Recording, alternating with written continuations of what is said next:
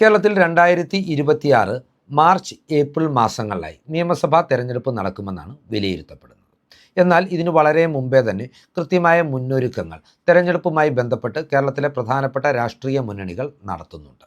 ഇടതുപക്ഷത്തെ സംബന്ധിച്ച് പറയുകയാണെങ്കിൽ 140 അംഗ കേരള നിയമസഭയിൽ ഇപ്പോൾ അവർക്ക് 98 MLA-മാരുടെ പിന്തുണയുണ്ട്.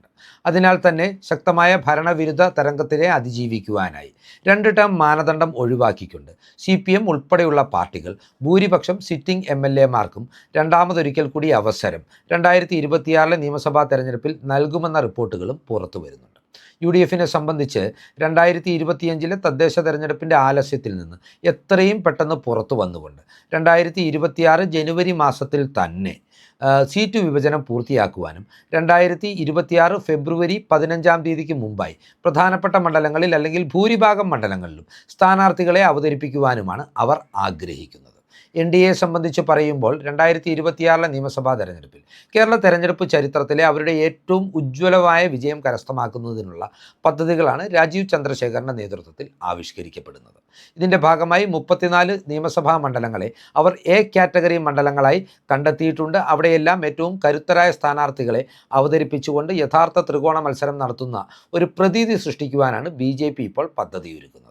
2026 കേരള നിയമസഭയിൽ BJPക്ക് ഏറ്റവും ചുരുങ്ങിയത് 5 MLA-മാരെങ്കിലും ഉണ്ടാകുമെന്ന് ഉറപ്പുവരുത്തുമെന്നാണ് രാജീവ് ചന്ദ്രശേഖറും അദ്ദേഹത്തോട് അടുത്ത് നിൽക്കുന്നവരും ഈ ഘട്ടത്തിൽ വ്യക്തമാക്കുന്നത്. കാര്യങ്ങൾ ഇങ്ങനെയൊക്കെ ആണെങ്കിലും കേരളത്തിലെ പ്രധാനപ്പെട്ട മണ്ഡലങ്ങളെക്കുറിച്ച് അല്ലെങ്കിൽ കേരളത്തിലെ 140 നിയമസഭാ മണ്ഡലങ്ങളെക്കുറിച്ച് അവയിൽ മത്സരിക്കുവാൻ സാധ്യതയുള്ള സ്ഥാനാർത്ഥികളെക്കുറിച്ച് നിരവധി അഭ്യൂഹങ്ങളാണ് ഇപ്പോൾ അന്തരീക്ഷത്തിൽ പടരുന്നത്. എന്നാൽ കേരളത്തിലെ പ്രധാനപ്പെട്ട മുന്നണികളുടെ സ്ഥാനാർത്ഥികളായി ആരൊക്കെ മത്സരിക്കുമെന്ന് ഏറെക്കുറെ ഉറപ്പിക്കുവാൻ കഴിയുന്ന ഒരു മണ്ഡലമാണ് ആലപ്പുഴ ജില്ലയിലെ കുട്ടനാട് മണ്ഡലം എന്ന് പറയുന്നത്. നിലവിൽ കുട്ടനാടിൻ്റെ MLA എന്ന് പറയുന്നത് NCPയുടെ സംസ്ഥാന അധ്യക്ഷൻ കൂടിയായ തോമസ് കെ തോമസ് ആണ്.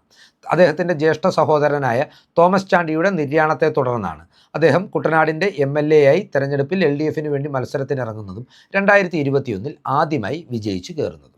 2006 തോമസ് ചാണ്ടി എന്ന അദ്ദേഹത്തിൻ്റെ ജ്യേഷ്ഠ സഹോദരൻ ആദ്യമായി കുട്ടനാടിൻ്റെ MLA-ആയി തിരഞ്ഞെടുക്കപ്പെടുന്നത്. അന്ന് UDF-ൻ്റെ പ്രതിനിധിയായി കരുണാകരൻ്റെ പാർട്ടിയായ DIC-യുടെ ടിക്കറ്റിലാണ് തോമസ് ചാണ്ടി മത്സരിച്ചത്.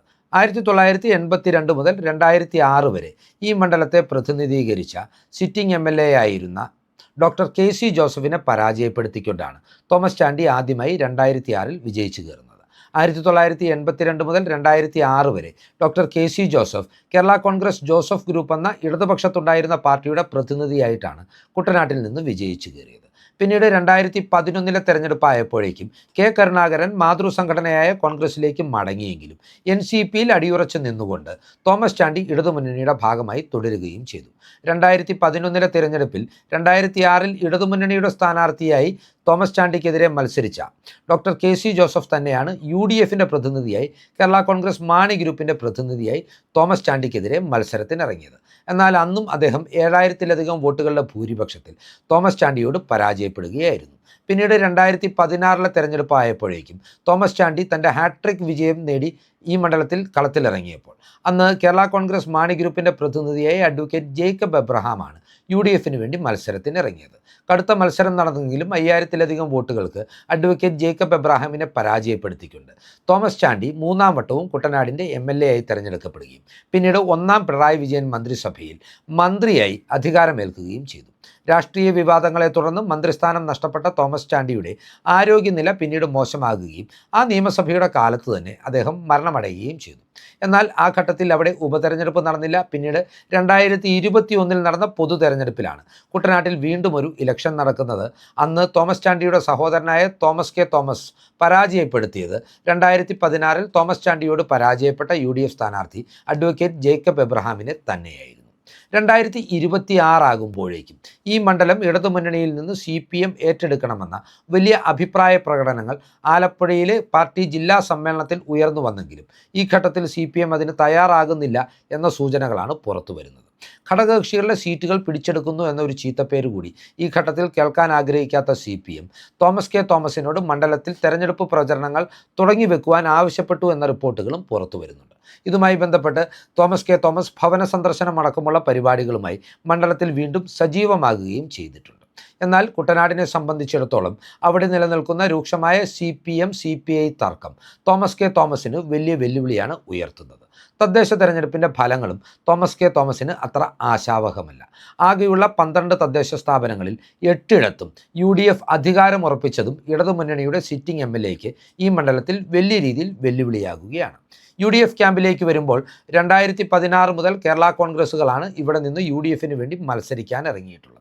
എന്നാൽ 2026 ഈ സീറ്റ് കോൺഗ്രസ് ഏറ്റെടുക്കണമെന്ന ഒരു മുറവിളി ആലപ്പുഴ ജില്ലാ കോൺഗ്രസ് നേതൃത്വത്തിൻ്റെ ഭാഗത്തു നിന്നും പ്രാദേശിക കോൺഗ്രസ് നേതൃത്വത്തിൻ്റെ ഭാഗത്തു നിന്നും ശക്തമായി ഉയർന്നു വരുന്നുണ്ട്. അതിന് പ്രധാനപ്പെട്ട ഒരു കാരണമായി അവർ ചൂണ്ടിക്കാട്ടുന്നത് 2024 പാർലമെൻറ്റ് തിരഞ്ഞെടുപ്പിലും 2025 തദ്ദേശ തെരഞ്ഞെടുപ്പിലും കോൺഗ്രസിന് അനുകൂലമായി കുട്ടനാട് മണ്ഡലത്തിൻ്റെ ഭാഗമായിട്ടുള്ള പ്രദേശങ്ങളിൽ ഉണ്ടായിട്ടുള്ള വലിയ രീതിയിലുള്ള തരംഗമാണ്. അതിനാൽ തന്നെ കൈപ്പത്തി ചിഹ്നത്തിൽ ഒരു സ്ഥാനാർത്ഥി മത്സരിച്ചെങ്കിൽ മാത്രമേ ഇവിടെ വിജയം ഉറപ്പിക്കുവാൻ കഴിയുകയുള്ളൂ എന്ന അവകാശവാദമാണ് കോൺഗ്രസ് നേതാക്കൾ മുന്നോട്ട് വെക്കുന്നത്. എന്നാൽ ഇപ്പോൾ പുറത്തുവരുന്ന വാർത്തകൾ അനുസരിച്ച് കേരള കോൺഗ്രസ് ജോസഫ് ഗ്രൂപ്പിൽ നിന്ന് വിവിധ സീറ്റുകൾ ഏറ്റെടുക്കുവാൻ കോൺഗ്രസ് ആഗ്രഹിക്കുന്നുണ്ടെങ്കിലും ആ സീറ്റുകളുടെ പട്ടികയിൽ കുട്ടനാടില്ല എന്ന് തന്നെയാണ് അറിയാൻ കഴിയുന്നത്. അങ്ങനെ സംഭവിക്കുമ്പോൾ കേരള കോൺഗ്രസ് ജോസഫ് ഗ്രൂപ്പിൻ്റെ പ്രതിനിധിയായി 2026 നിയമസഭാ തെരഞ്ഞെടുപ്പിൽ അവിടെ മത്സരിക്കാൻ ഇറങ്ങുക പാർട്ടിയുടെ വൈസ് ചെയർമാനും പ്രമുഖ പ്രവാസി വ്യവസായിയുമായ റെജി ചെറിയാനാണ്. ഗൾഫിലെ മോഡേൺ സ്കൂളിൻ്റെയും ആലപ്പുഴയിലെ റമദ റിസോർട്ടിൻ്റെയും ഉടമ കൂടിയായ റെജി ചെറിയാൻ ആതുര സേവന കാരുണ്യ പ്രവർത്തനങ്ങളുമായി ഏതാനും വർഷങ്ങളായി മണ്ഡലത്തിൽ സ്ഥാനാർത്ഥിത്വം ലക്ഷ്യമിട്ട് കരുത്തുറ്റ നീക്കങ്ങൾ നടത്തുന്നുണ്ട്. കുട്ടനാടിൻ്റെ പൊതുരംഗത്ത് സജീവ വ്യക്തിത്വമായ റെജി ചെറിയാനോട് കേരള കോൺഗ്രസ് ജോസഫ് ഗ്രൂപ്പ് ഏതൊക്കെയാണെങ്കിലും മത്സരത്തിന് തയ്യാറെടുക്കുവാൻ നേരത്തെ തന്നെ പറഞ്ഞിട്ടുള്ളതാണ്. ഒരു കാരണവശാലും കുട്ടനാട് സീറ്റ് വിട്ടുകൊടുക്കില്ല എന്ന അഭിപ്രായ പ്രകടനം PJ ജോസഫിൻ്റെ ഭാഗത്തു നിന്ന് തന്നെ മുന്നണിക്കുള്ളിൽ ഉയർത്തിയിട്ടുമുണ്ട്. അതിനാൽ തന്നെ ഈ ആത്മവിശ്വാസത്തിൽ റെജി ചെറിയാൻ കൃത്യമായ തെരഞ്ഞെടുപ്പ് മുന്നൊരുക്കങ്ങളിലേക്ക് കടന്നിട്ടുണ്ട് എന്നതാണ് വസ്തുത. 2026 UDF അധികാരത്തിലെത്തേണ്ടത് കോൺഗ്രസുകാരുടെ പ്രധാനപ്പെട്ട ആവശ്യമാണ് എന്നതിനാൽ തന്നെ താൽക്കാലികമായി ഉയർന്നു വരുന്ന എതിർസ്വരങ്ങൾ സ്വാഭാവികമായി തന്നെ ഇല്ലാതാകുമെന്നും ടീം UDF എന്ന നിലയിൽ ഒറ്റക്കെട്ടായി തെരഞ്ഞെടുപ്പിനെ നേരിട്ട് കുട്ടനാട് മണ്ഡലം പിടിച്ചെടുക്കുവാൻ കഴിയുമെന്നുള്ള ആത്മവിശ്വാസമാണ് UDF സംസ്ഥാന നേതൃത്വം ഈ ഘട്ടത്തിൽ പ്രകടിപ്പിക്കുന്നത്. ഇനി NDA മുന്നണിയെ സംബന്ധിച്ച് 2016 2011 അവിടെ മത്സരത്തിനിറങ്ങിയത് BDJSൻ്റെ പ്രതിനിധികളാണ്. അതിനാൽ തന്നെ 2026 ഈ മണ്ഡലത്തിൽ നിന്ന് BDJS സ്ഥാനാർത്ഥി തന്നെയാകും ഉണ്ടാകുക എന്ന അഭിപ്രായ പ്രകടനം BDJSൻ്റെ ഭാഗത്തു നിന്നും BJP നേതാക്കളുടെ ഭാഗത്തു നിന്നും ഉയർന്നു വരുന്നുണ്ട്. ഒരു ഘട്ടത്തിൽ ഷോൺ ജോർജ് ഒരുപക്ഷെ കുട്ടനാട് മണ്ഡലത്തിൽ BJP സ്ഥാനാർത്ഥിയായി മത്സരിക്കുമെന്ന അഭ്യൂഹങ്ങൾ ഉണ്ടായിരുന്നുവെങ്കിലും BDJSൻ്റെ ശക്തമായ അവകാശവാദത്തെ തുടർന്ന് ഷോൺ ഈ ആലോചന ഉപേക്ഷിച്ചുവെന്നും അറിയാൻ കഴിയുന്നുണ്ട്. BDJS ഇവിടെ മത്സരത്തിനിറങ്ങുമ്പോൾ കരുത്തുറ്റ മത്സരം കാഴ്ചവെക്കുവാൻ സാധിക്കുമെന്നും ഇഴവ് വോട്ടുകളെ ഏകോപിപ്പിച്ചാൽ തുഷാർ വെള്ളാപ്പള്ളി സ്ഥാനാർത്ഥിയായി അവതരിച്ചാൽ ഉറപ്പായും വിജയം നേടുവാൻ കഴിയുമെന്നുമുള്ള ആത്മവിശ്വാസം BDJS കേന്ദ്രങ്ങളും NDA കേന്ദ്രങ്ങളും പ്രകടിപ്പിക്കുന്നുണ്ട്.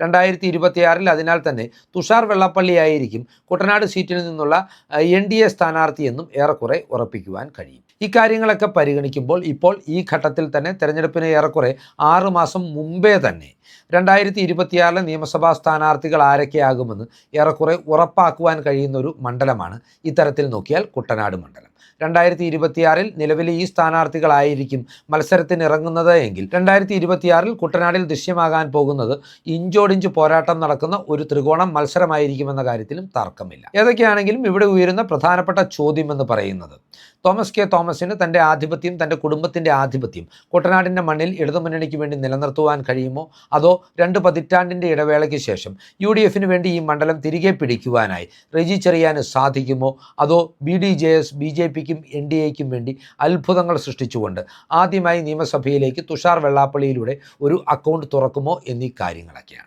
ശക്തമായ സാമ്പത്തിക അടിത്തറയുള്ളവരാണ് ഈ 3 പാർട്ടികളുടെയും സ്ഥാനാർത്ഥികൾ എന്നതിനാൽ തന്നെ പണക്കൊഴുപ്പിൻ്റെ ഒരു മേളം കൂടിയായിരിക്കും കുട്ടനാട് ഇലക്ഷൻ എന്ന കാര്യത്തിലും തർക്കമില്ല.